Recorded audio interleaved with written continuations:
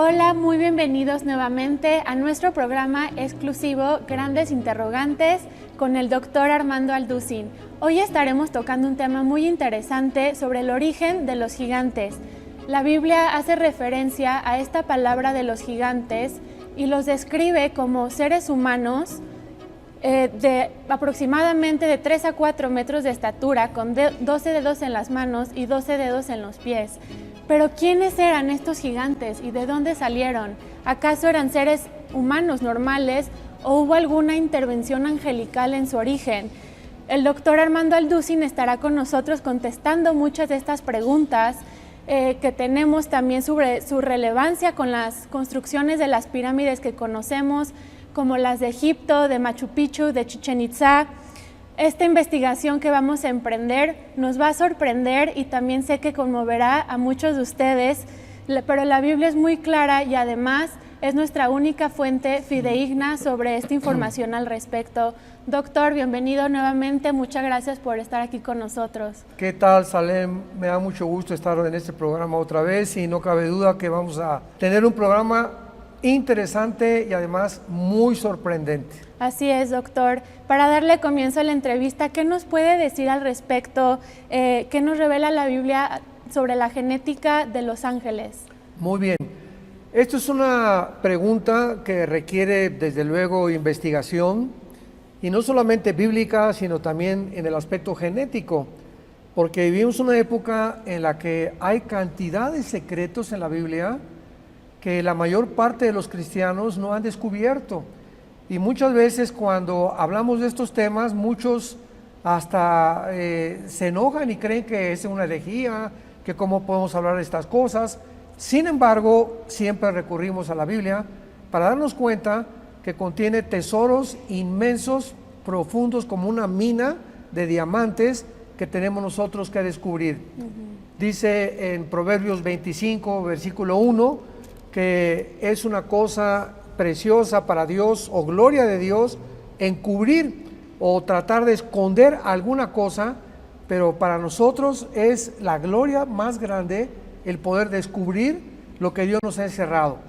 Y podemos comenzar leyendo un versículo muy interesante en la Biblia, en el capítulo 3, versículo 5 del libro del Génesis, donde encontramos por primera vez la primera promesa de que un Mesías vendría a tratar de rehacer, de restaurar la condición caída en la que el ser humano cayó, Adán y Eva en este caso, desde luego la primera pareja humana, y cómo esta promesa encierra secretos impresionantes, como lo voy a mencionar, que pasaron muchos siglos para que la misma ciencia los pudiera descubrir.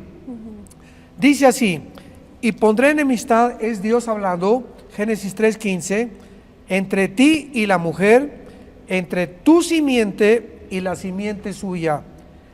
Esta te herirá en la cabeza y tú le herirás en el calcañar. Vemos nosotros por qué Dios inmediatamente abarca el área de la genética después del pecado humano. ¿Qué tenía que ver la genética con el pecado humano para que Dios hubiera dicho que iba a haber una enemistad, un conflicto entre dos semillas? Y la palabra semilla, esto es importantísimo, en el hebreo es la palabra sera, con Z, que se tradujo esperma, simiente, descendencia o linaje. Entonces, aquí hay algo demasiado profundo, porque vemos que Dios dice que Satanás tiene una semilla y la mujer tendría otra semilla. La semilla de la mujer iba a tener guerra contra la semilla de Satanás y finalmente la semilla de la mujer iba a vencer a Satanás. La pregunta es la siguiente: ¿qué acaso Dios nos está diciendo que el diablo tiene un esperma? O sea, genéticamente sabemos que a través del esperma o de los cromosomas viene la descendencia humana, ¿verdad? Porque el hombre tiene 23 cromosomas, la mujer tiene 23 cromosomas, pero el varón tiene el cromosoma Y que no tiene la mujer. La mujer tiene el doble X. Entonces, cuando la Biblia dice que Satanás tendría una semilla, pues es lógico que la pregunta que sigue es ¿con quién? O sea, estamos hablando que necesita una mujer. Con Eva. Y cuando habla de que una mujer iba a tener una semilla, parecería una contradicción, porque la mujer no tiene la semilla la llevamos los hombres. Claro. Las mujeres son el recipiente de esta semilla. Entonces, ¿qué hay aquí tan misterioso? Que por un lado se habla de descendencia de Satanás y por otro lado de una descendencia de una mujer, pero la mujer no tiene semilla. Vamos a aclarar esto porque te dije yo que iba a ser sorprendente. Claro. En primer lugar, cuando Dios habla esto, no había ningún conocimiento de la genética humana. Imaginémonos, hasta 1860, ¿cuántos siglos pasaron para que un señor llamado Gregorio Mendel pudiera hacer experimentos con chícharos para poder determinar si realmente había una transmisión de genes de un chícharo al otro o por qué tenían los mismos colores, etcétera, etcétera? Bueno, pues Gregorio Mendel, un monje austriaco, por cierto, dejó el experimento y nadie le hizo caso.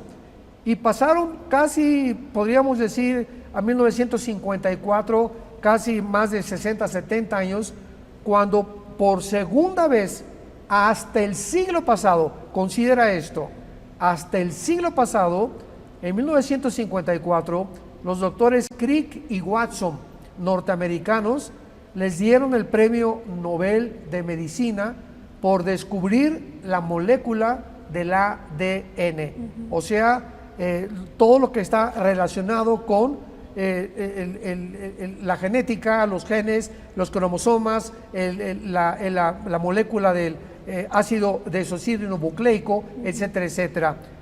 El presidente Clinton le dio un premio tremendo a este proyecto que se llamó el Proyecto Genoma Humano.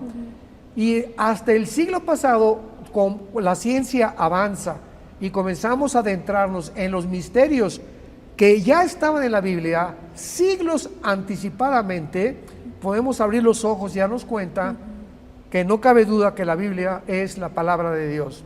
Así es. Entonces, ahora ya sabemos que el esperma del hombre, ¿verdad?, fecunda el óvulo de la mujer, por lo cual viene el producto que es el nacimiento de un ser humano. Cuando la Biblia dice siglos antes que la mujer iba a tener una semilla, ahora entendemos que este nacimiento del Mesías tenía que ser virginal, tenía que ser sobrenatural, porque la mujer no iba a la semilla. Entonces pasaron muchos siglos y llegamos a el profeta Isaías capítulo 7, donde habla que una virgen iba a concebir.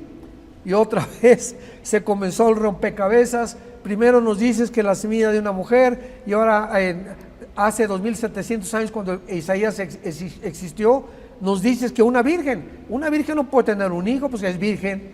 Entonces todavía se complicaba más la situación. Pero llegamos al Evangelio de Lucas y al Evangelio de Mateo, 700 años después de Isaías, donde un ángel se le aparece a la Virgen María y le dice: vas a ser mamá. Pero ¿cómo? Le dice ella, ¿verdad? José y yo ni luna de miel hemos tenido. Bueno, vas a ser mamá sobrenaturalmente. Y después se le aparece a José, estaba desposada, comprometida con ella, y le dice el ángel: María va a estar embarazada y no te asustes. Aquí no hay ningún gato encerrado. La obra que Dios va a hacer en el vientre de tu comprometida o de tu prometida va a ser una obra sobrenatural. El Espíritu Santo cubrirá a tu novia, a tu comprometida, y el santo ser que nazca será llamado Hijo del Altísimo, Hijo de Dios. Y además les dijo que le pusieran el nombre. Dios no les dio la oportunidad ni a José ni a María que nombraran al Mesías, y le dijo el ángel a José: le pondrás por nombre Yeshua, que en el hebreo es el Salvador, y en el latín es Jesús o Jesucristo posteriormente. Entonces vemos que cuando la promesa se hace en Génesis 3:15, sería un nacimiento sobrenatural por causa de que la genética humana se infectó. Algún virus, algún veneno, Satanás inyectó en la genética humana. De alguna manera, y esto lo comprobamos porque cuando nace Caín, no aparece Caín en la descendencia de Abel, no aparece en su genealogía. Y en 1 de Juan 3, el apóstol Juan le llama a Caín que él pertenecía a Satanás. Y luego Cristo, hubo un grupo de personas a quienes les dirigió la palabra y les dijo: ustedes son hijos de vuestro padre el diablo. Entonces vemos en la Biblia cantidad de ocasiones donde se menciona la primogenitura de Satanás sobre ciertos individuos o sobre ciertas razas o sobre ciertas descendencias, así como al anticristo se le llama el hijo de perdición, un título que nada más se le dio a Judas Iscariote. Y dice en Juan 12 que Satanás poseía, o sea, estaba dentro de Judas.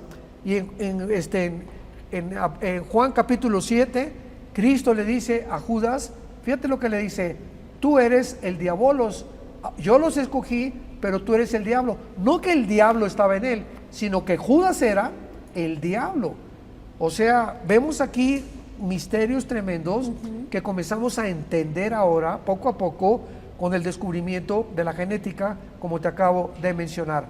Así que así comenzó todo, con la genética infectada de los seres humanos, donde Dios tenía que proveer un Salvador que tendría que nacer sobrenaturalmente para que Jesucristo no trajera el cromosoma Y de José. Porque si el cromosoma Y de José, o si José se hubiera mezclado con María, entonces el Salvador hubiera tenido el pecado, porque el pecado se hereda genéticamente. Vamos a hablar más de esto más adelante. Sí, claro, doctor. Entonces se puede decir, en pocas palabras, que el ataque del diablo ha sido en contra de la genética humana. Exacto. ¿Y qué nos puede decir también Génesis 6 del 1 al 4, que nos habla un poco más sobre eso? Claro, ahora lo comprendemos más y encontramos que los seres humanos están haciendo experimentos a través del transhumanismo, la inteligencia artificial, experimentos de la genética, con el propósito de mejorar la raza humana. Imagínate a dónde hemos llegado. Qué interesante que a través de toda la historia, el ataque fue primero de Satanás, tratando de impedir que la semilla de la mujer naciera. ¿Qué hizo Satanás? Lo vamos a ver en Génesis 6. Los ángeles embarazan a las mujeres y producen los gigantes, que vamos a hablar también de ellos, de 3-4 metros de estatura, con 12 dedos en los pies, 12 dedos en las manos, y que fueron seres híbridos, porque fueron producidos con una semilla que no es humana y una semilla angelical. Lo vamos a comprobar, que la Biblia nos corrobora esto que estamos diciendo. Entonces, ese fue el segundo ataque. Después, cuando Moisés iba a nacer, Éxodo capítulo 2, vemos que el rey, el faraón, manda matar a todos los niños y les ordena a las parteras: maten a todos los niños menores de 2 o 3 años. ¿Por qué? Porque Satanás sabía que tal vez el Mesías iba a venir a través de una mujer judía. Ya vemos por la historia que la mamá de Moisés lo esconde, por la fe, dice Hebreos 11, la mamá de Moisés escondió a Moisés sabiendo que era un niño hermoso y no temió la ira del faraón. Y entonces Moisés crece, pero él no era el Mesías, era un tipo el Mesías, pero no el Mesías. Viene otro ataque. El rey Herodes sabe que va a haber un nacimiento de un supuesto rey, porque unos reyes que vienen de Irak o del Medio Oriente, de esta parte de Irak y Siria, llegan y le dicen que un Mesías está anunciado por nacer, y manda el Herodes matar a todos los niños menores también de 2 años, tratando Satanás de impedir que naciera la promesa de Génesis 3:15. Y así han pasado ahora 2000 años, donde nace el Mesías Jesucristo sobrenaturalmente. Como la mamá es María genéticamente, Dios es realmente el Padre de Jesús. José no tiene nada que ver en el nacimiento.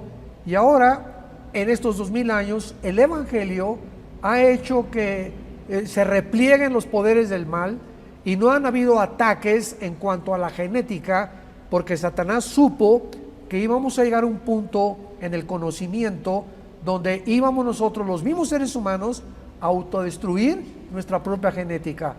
Y es exactamente donde se encuentra la raza humana en este momento. En un momento en el que ya la genética nos ha hecho creer que somos dioses, que podemos manipular los genes, que podemos tratar de producir híbridos, mezclando un borrego con una gallina, un caballo con una cabra, etcétera, etcétera, y mezclar células madres con los genes humanos para producir también seres híbridos con el propósito de creer que se puede crear y mejorar la raza humana. Entonces nos encontramos en este punto donde llegamos al final de la historia, donde el ser humano se cree Dios, ha creído la mentira de Satanás, que seríamos dioses y que podemos crear realmente seres humanos dioses. O sea que podemos tener el control total del universo, del planeta Tierra, de los problemas que son mucho más grandes para nuestra capacidad de poder resolverlos. Claro. Y doctor, creo que la pregunta más importante es, ¿cuál era la misión de estos gigantes? ¿Cuál fue la causa de esta creación híbrida? ¿O qué pasajes en la Biblia nos pueden revelar sobre esta misión que ellos tenían? Claro, podemos ver en Génesis 6, que es el pasaje que sigue después de la promesa del Mesías, donde por primera vez se nos revela algo sorprendente. Te repito, algo que todavía está sometido a debate, está sometido a diferentes argumentos, porque aquí hay dos líneas dentro de los mismos cristianos que creen cosas diferentes.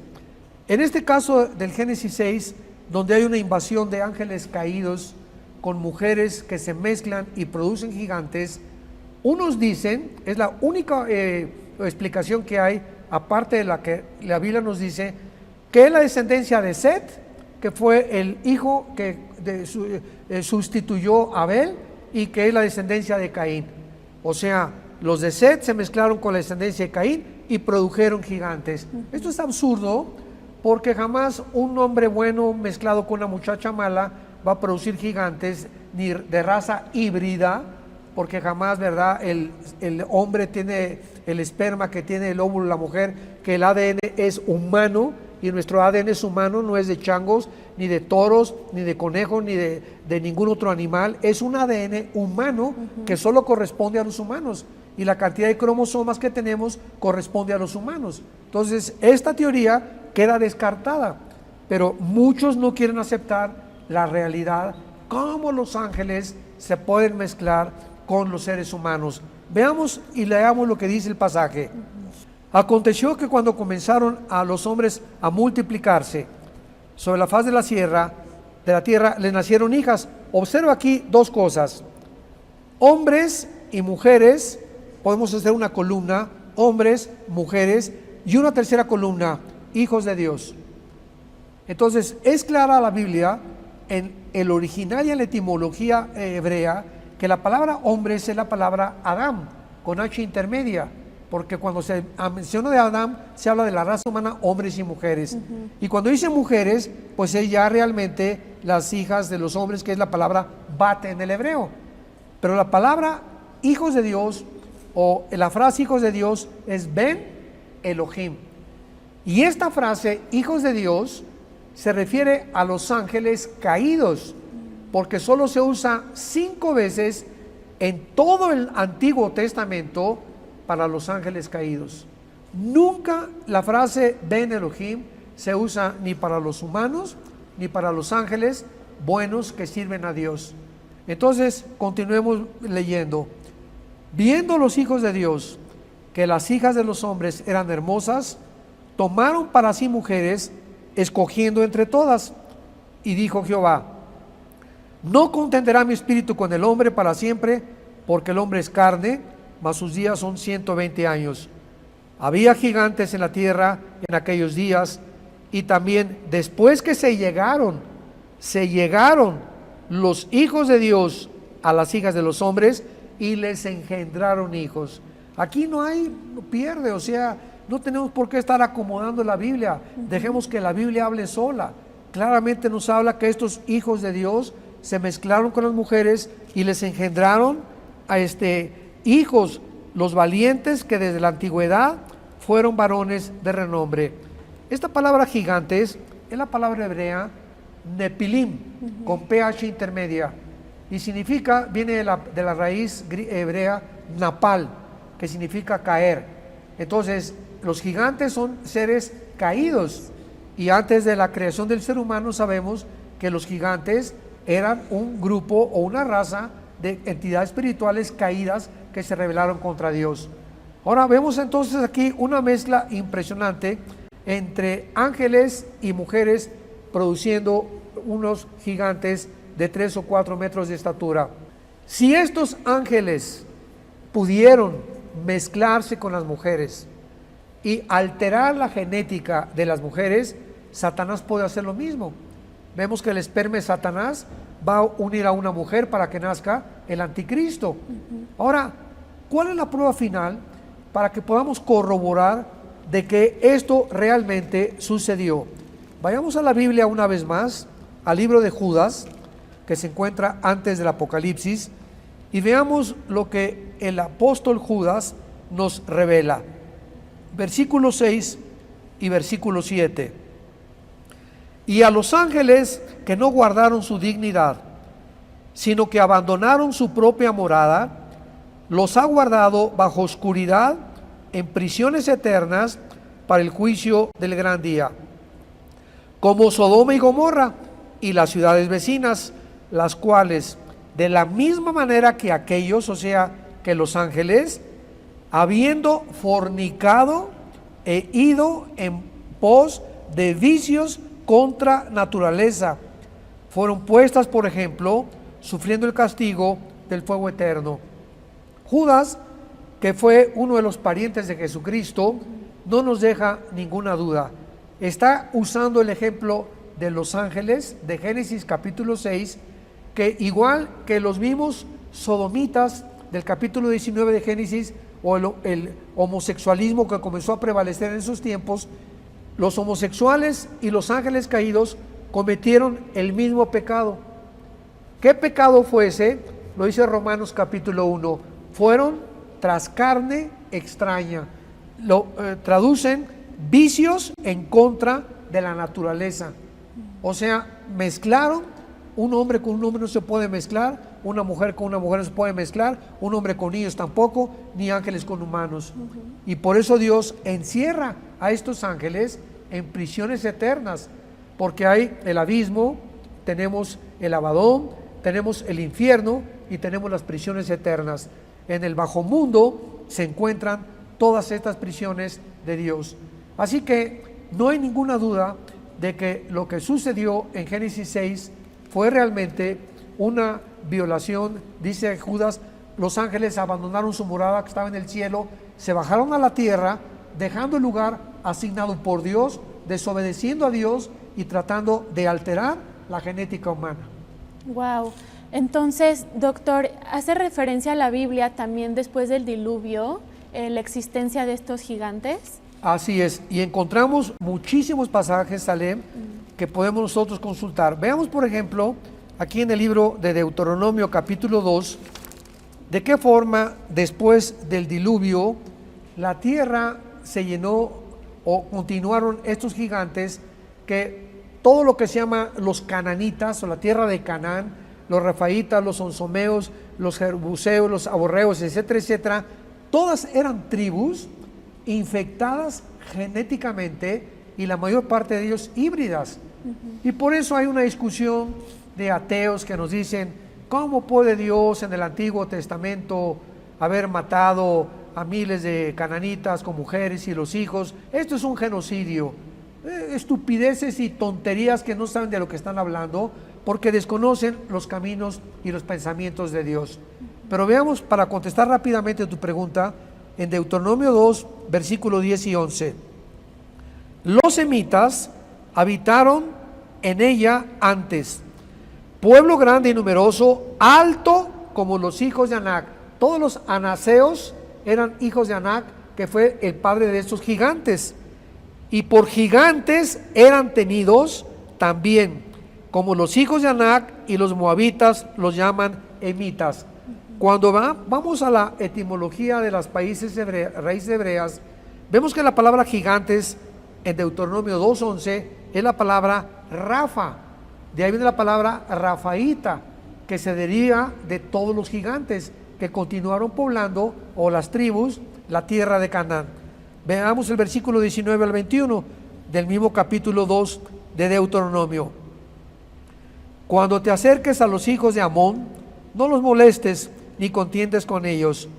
Por tierra de gigantes fue también tenida ella, habitaron en ella gigantes, a los cuales los amonitas llamaron somsomeos, que significa los poderosos.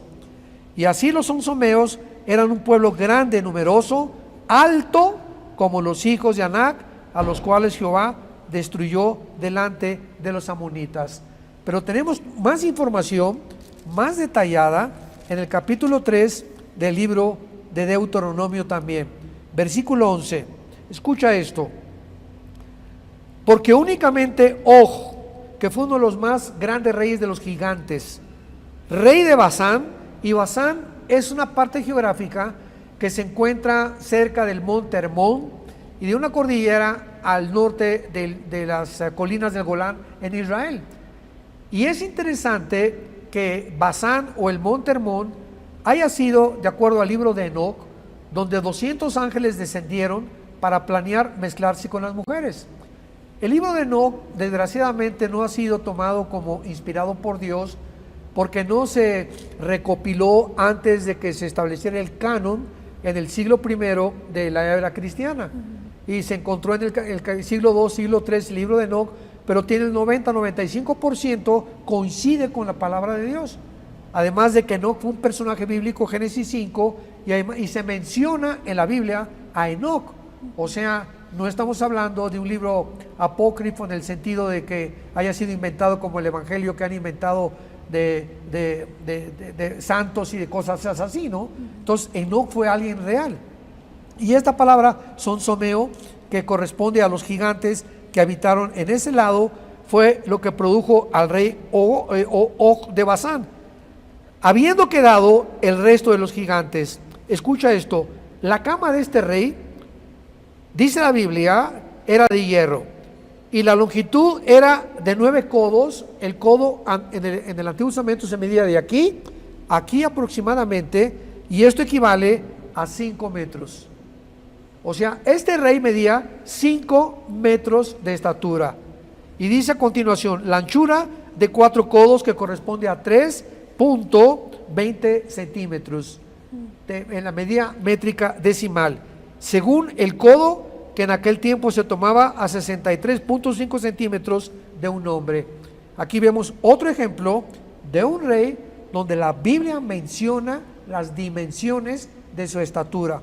Y vemos también a continuación en el versículo 13, y el resto de Galaad y todo Basán, que era la zona principal de los gigantes y del gobierno de Satanás para invadir Israel, reinó Og en toda la tierra.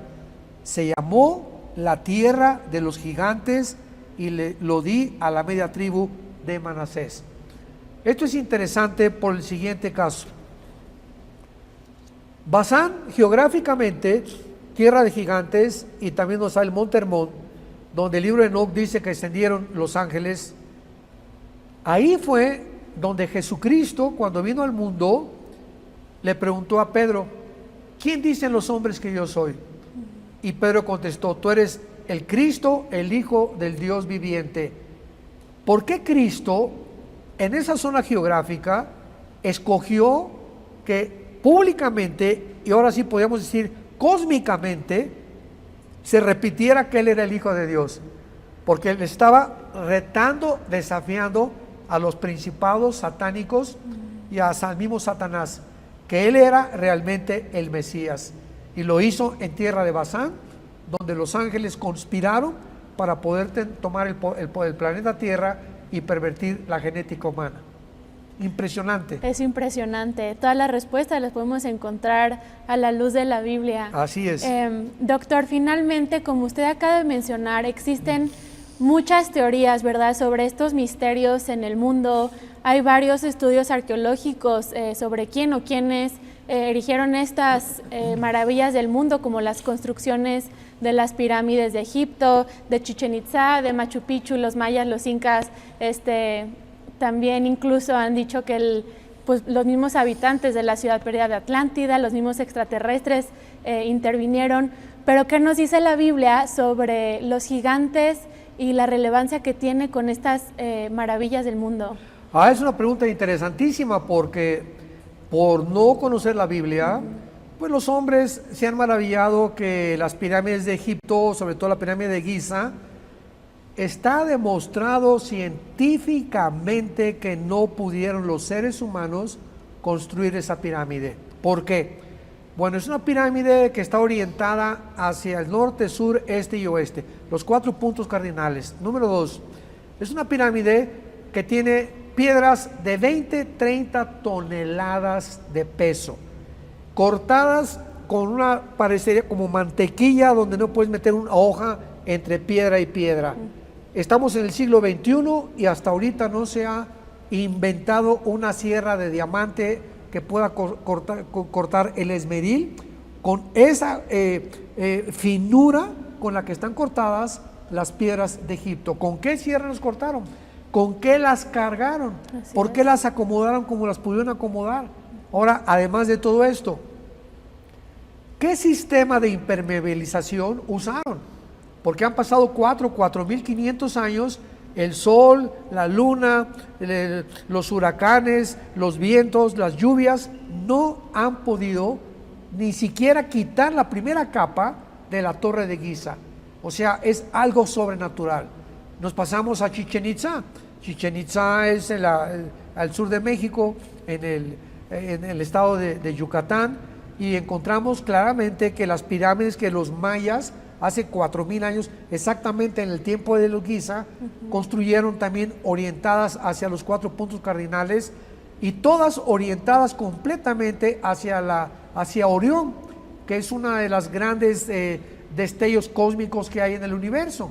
Pero además de esto, el 21 de marzo, que es el equinoccio de la primavera, se juntan en Yucatán, pero millones de personas para ver un fenómeno, porque la pirámide de Chichén Itzá, la base de la pirámide es la cabeza de una serpiente, y el 21 de marzo a las 3 de la tarde el sol comienza a caer sobre la pirámide y se ve una culebra que comienza a descender y embonar con la cabeza o con el cimiento de la pirámide.